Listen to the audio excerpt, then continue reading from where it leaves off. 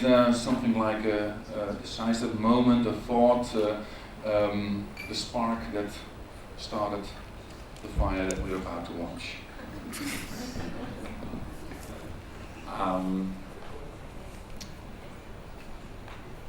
There were probably, I think there was a long series of singularities and decisive moments. This movie is, in a way, is my first feature-length motion picture. I don't call it a film. I try to avoid calling it a film because only about 15% of it was shot on film. But it's kind of the culmination of like a long, ongoing conversation that I've been having with myself about any number of things over like 10 years or longer. And so it's sort of, it's just a lot of my life boiled down into 78 minutes. And I really am excited to show it to you and have some discussion afterwards, because though it's sort of the end of one long conversation I was having with myself, what I really value is that now it can become the beginning of many other conversations with more people than just myself. So that's nice. I think that's enough for an introduction. Please enjoy You Are Here. The film is set in the near past, it seems. At least people have almost prehistoric cell phones, and most of the recording devices are a bit older. Is that a deliberate choice, or why did you choose it? Yeah. There's a few reasons behind the choice of the technology that's on screen. Partly, I didn't want to set the movie in a specific place or a specific time, even. Because I just thought if it was specified, like if it was, if these were all Toronto street intersections or New York or whatever, then it becomes about a city, and it's not, in my mind, it's not about a specific place. And so I wanted to have the same approach to the time setting. So we had the older technology, but also there were a couple of story points which required computers and laptops and the idea of networks. So I just thought, okay, well, we'll have that too, and it will be it's in a time that doesn't really, it's in a time that has never actually existed in our history. It never actually will. And I like that unspecified nature. I think it maybe allows the situations to become primary. Also, I really wanted to have as much analog technology as possible, because I feel like the movie is really coming from a lot of anxieties and feelings that are very specific to the current digital age. But if I had set it in a very specifically digital environment, then I think it would have just been too blunt. So I preferred to make it a very analog, physical kind of reality, so that there's a bit more association is possible, as opposed to, like, if it was full of GPS tracking and social networking and everything, then all the subtext would be on top, and that's not such an interesting experience. The old guy, the lecturer, also because the footage from his lecture was in a different quality than most of the rest of the film, is he an actor or is he a lecturer? What is his part in the among the rest of the actors in the movie?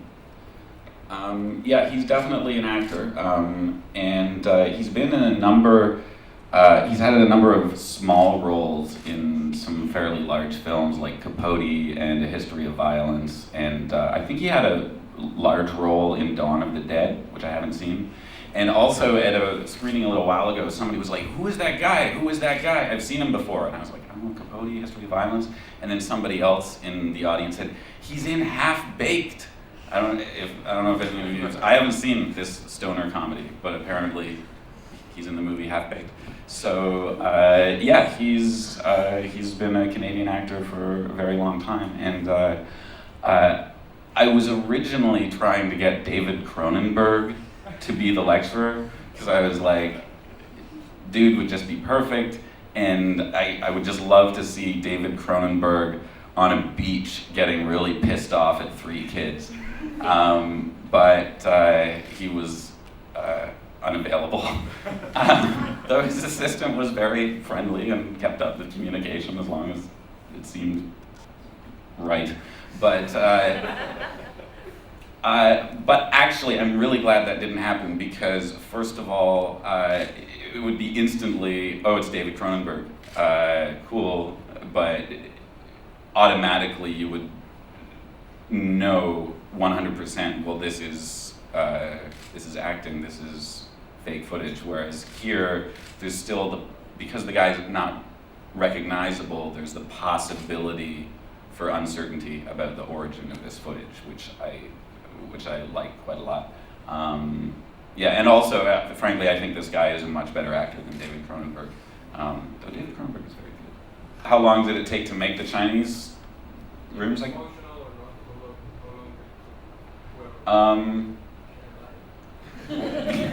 oh, the book.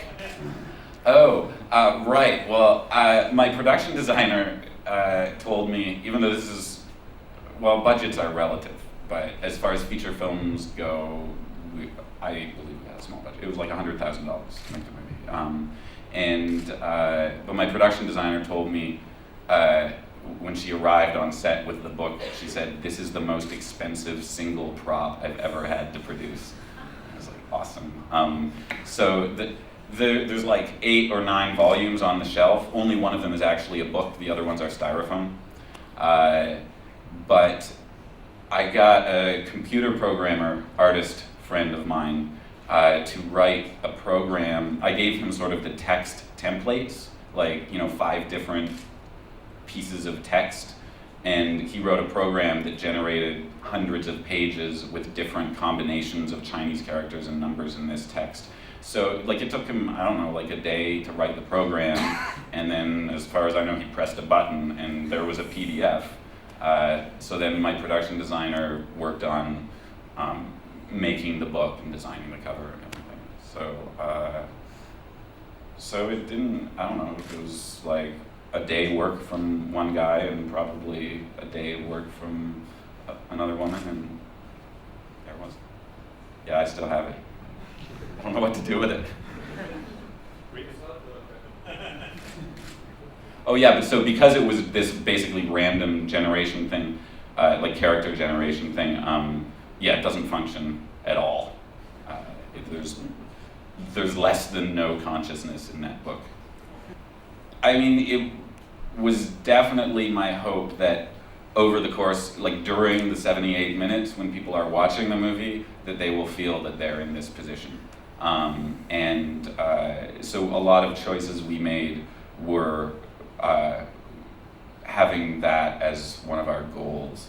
Like for instance, in the script, the lecture is like maybe 15 or 20 minutes into the movie is when you first see the lecturer. And when we were editing, we realized that for a number of reasons we really wanted to start the movie with the lecture. And part of that is because you're just presented with this thing with no context.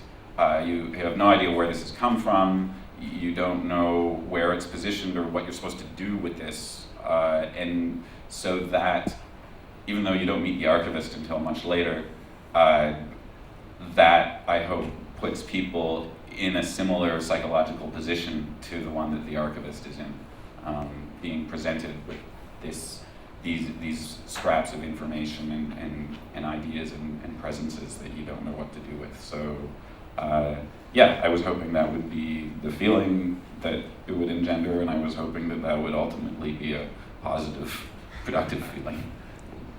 I think that a lot of the concerns in this movie are concerns that came from a lot of anxieties and fears that had underneath them a certain kind of emotional immaturity. And I'm much healthier emotionally now than I was like 6 years ago when I started thinking about this movie. So I think being able to, like the movie raises a lot of questions that I think are very valid and essential questions, but there are also questions that at some point you have to say, well, I can't answer this, but I have a life to live, and so I'm going to do that. And so, like, I think you have to, I somehow managed to get okay with that, and so in a way I think that was part of my process of growing up.